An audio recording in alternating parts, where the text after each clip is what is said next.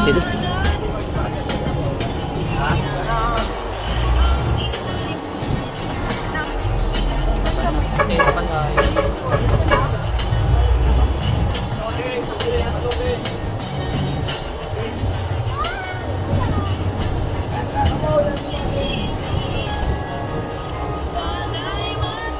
Tayo.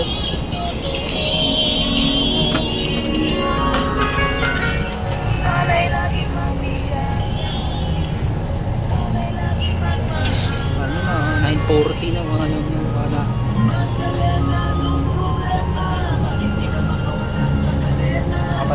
Ipatay mo muna.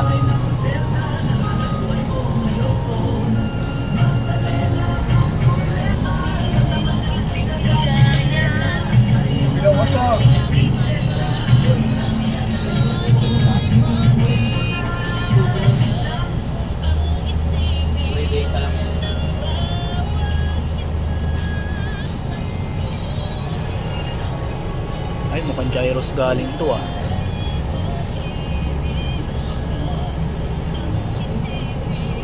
Gyros nga to. Demonyo ba yan? Naglalakad yan? Kanan. Kaya pala parang familiar yung ano no.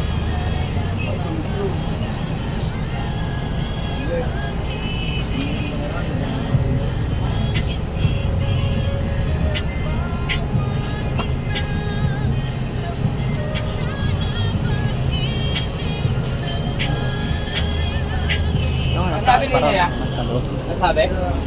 Ang sabi ninyo? Ha? Kaya sabi niya, yung timbre niya? Ano yung timbre niya?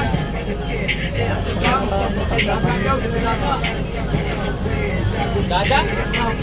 Ano dala?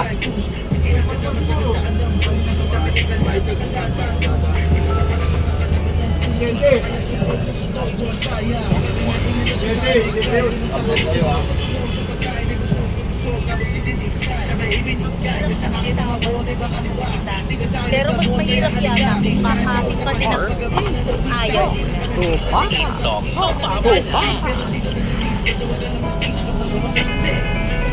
44 minutes after 9 on the clock. Yun ang ating oras mga kapuso. Mag-comment po ha, Barangay Alas 971 Facebook page.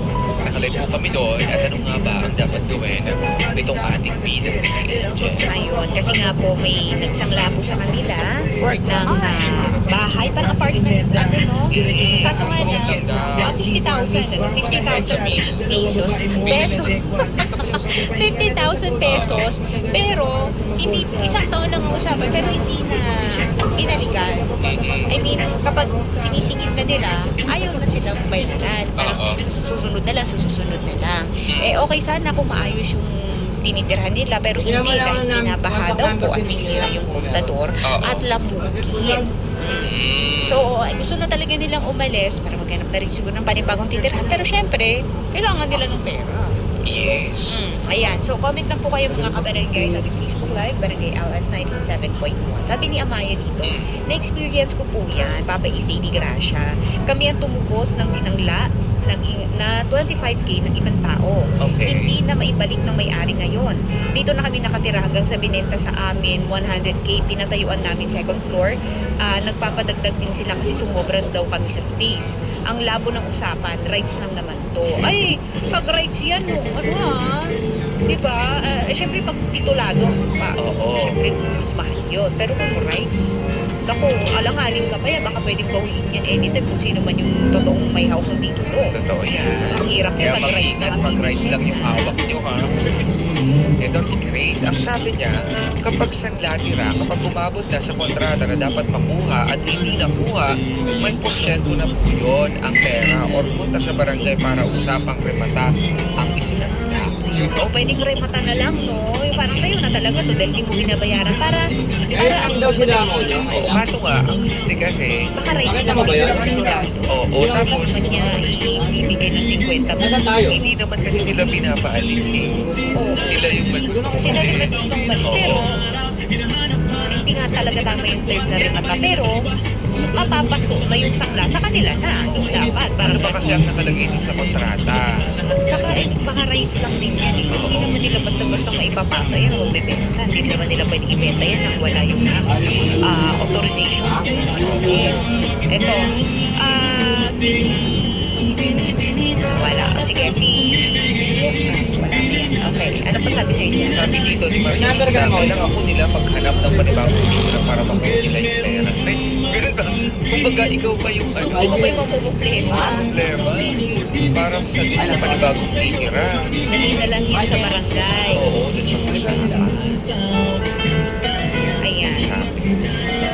Ayun, pare-parehas lang din sila nasabi. Dali na lang din daw talaga sa barangay. Oo. Yun na lang Ay, talaga. sabi ni Sander, baka po pwede din po maghanap sila ng gustong sumalo sa sanla. Hanap sila ng gusto kumuha, sanlang tira na 50,000. Naku, mahirap makakuha ng ganyan, lalo pat binabaha yung area. Tapos ganitong tag-ulan at na-expect. Ang alagang talaga ng pagkakasasang loob ay Anong nakasulat? Nabasa mo ba? Nagkapermahan ba sa barangay man lang? hindi po sa ng barangay, ang lang po sa bahay na may-ari. Halika Hindi po nila. pwede na Dapat kasi, mo, kapag kami mga ganito, tandaan yung mga kapuso ha, dapat po importante is notarize po yung mga pinipirmahan nyo. O kaya naman, kailangan meron kayong halimbawa sa barangay. Doon yung pag-uusapan, minsan hindi dapat yung basta-basta kayo-kayo na lang. Wala yun. Oo, mamaya wala kayong habol dyan. Kasi baka mamaya sabihin nila, hindi, wala naman yan. Diba? May mga ganon. Saka wala siguro parang makinabang kayo. Hindi nila bayaran yung 50,000. So may pananghahawakan dapat kayo para mapilitan sila magbayad. Kasi parang mukha namang wala kayong pinanghahawakan. Dito kami sa tawag din. Sige, nasa likod po kami. Sa kontrata wala yun eh. Pero kasi ang kailangan din yung titulo para kung sakali man din na nila kunin. Mapapasa inyo na yan at pwede nyo nang gawin kung ano man yung gusto ninyo doon sa bahay. Ay, mga tata. Oo, kasi kung ganyan lang, TI, baka hindi estudyante. na bayaran sa parang hindi sila interesado ng pera. Wala kami dyan sa mga.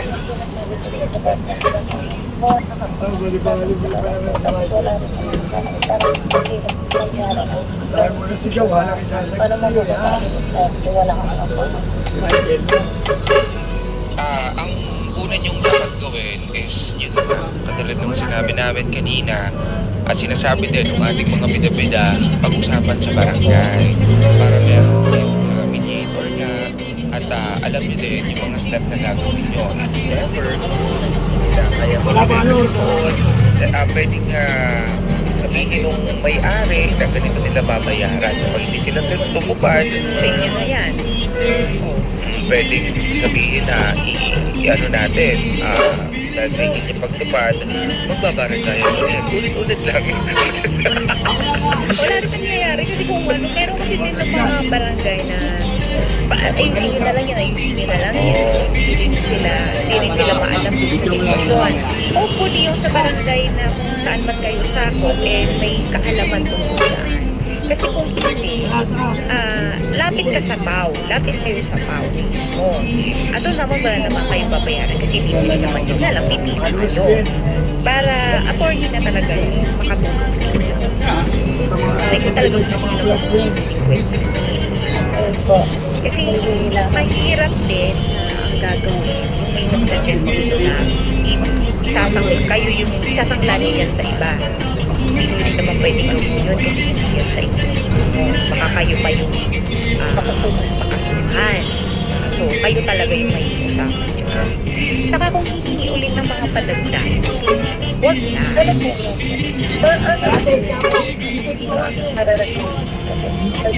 Hindi ka namin maintindihan.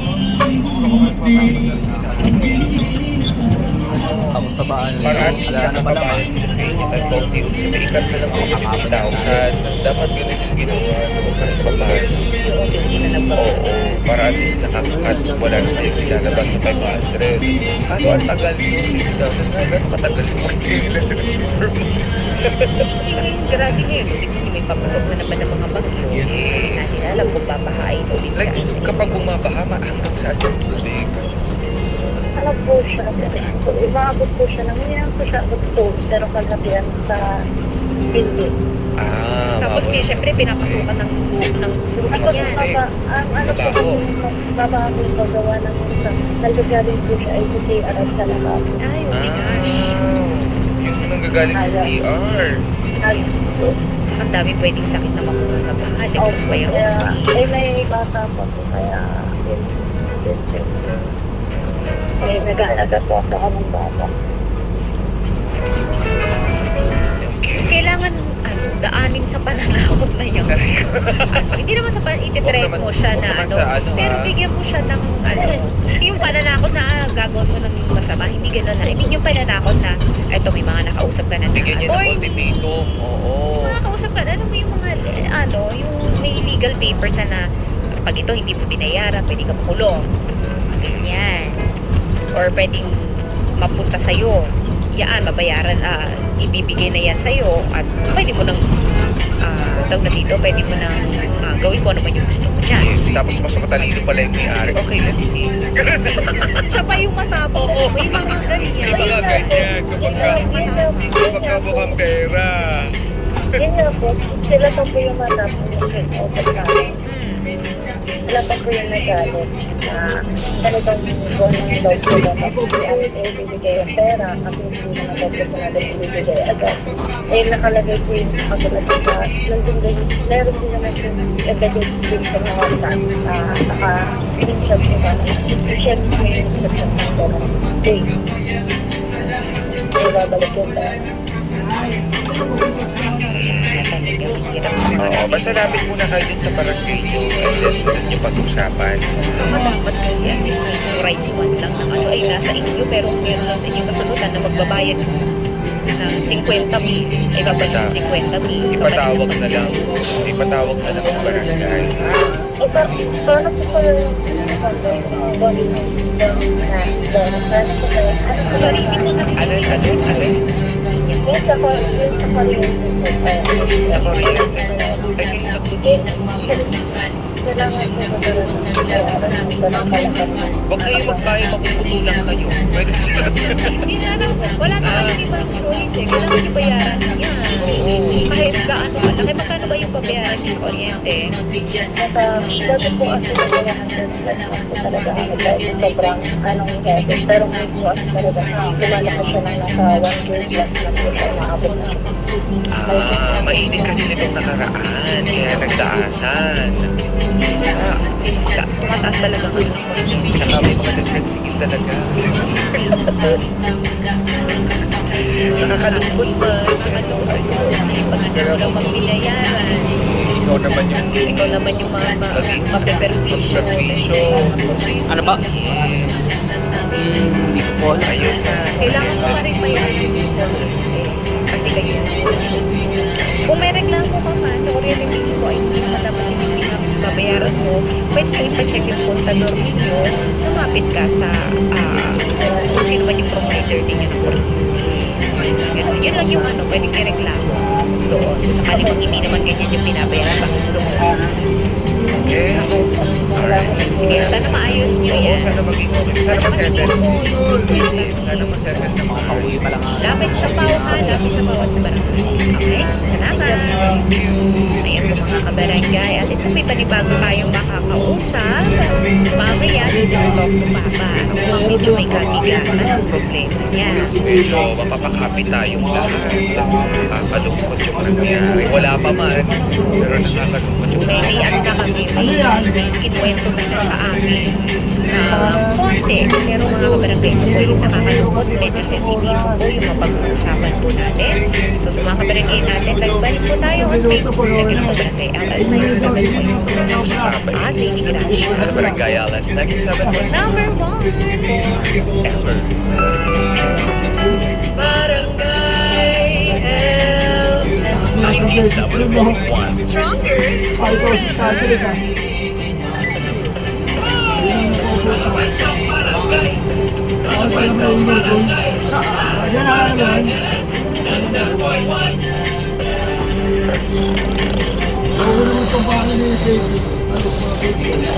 Hoy, Jeboy! Ba't ka natutulog ha sa oras ng trabaho? Pambihila ka naman, sir. Patapos na ako magtrabaho sa panaginip ko. Ginising mo pa ako.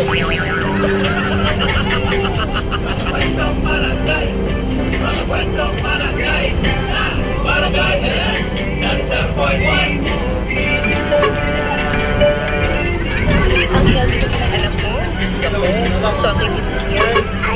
Ang batang mukhang healthy, pwede pa rin magka-immunity gap. Bago pa magkasakit, unahan mo na yung Selene Plus. Tumutulong punuin ang vitamin C and zinc. Tulong para protektado araw-araw. Help stop immunity gap with proper diet and exercise. Mag-Selene Plus araw-araw. Unilab quality yan. Ascorbic acid plus zinc with generic name Selene Plus. If symptoms persist, consult your doctor. Ang batang mukhang healthy, baka may immunity gap na. Help stop immunity gap. Mag-Selene Plus araw-araw. Araw-araw, MX3 para extraordinary.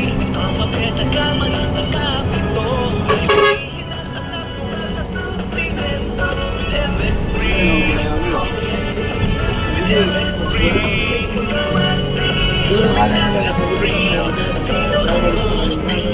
Ako si Chico Manican, broadcast journalist at news anchor. Sa MX3 Capsule, dito ko pili. Mahalagang paalala, ang MX3 capsule ay hindi gamot at hindi dapat gamitin panggamot sa anumang uri ng sakit. Mabubukas pa lang ang star mo lang. With EQ Drive, Walang- now made premium with a new messy crew pocket na sumasalo ng crew. From day one, EQ Drive.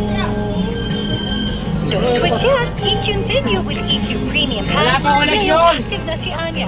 Comfy ang takbuhan with the new anti-lawlaw garters that prevent sagging kahit puno. From day one to toddler, I-continue mo. Use EQ Dry, then EQ Pants. EQ Diapers. From day 1 to toddler. EQ Tinyo mo. Ang paputulin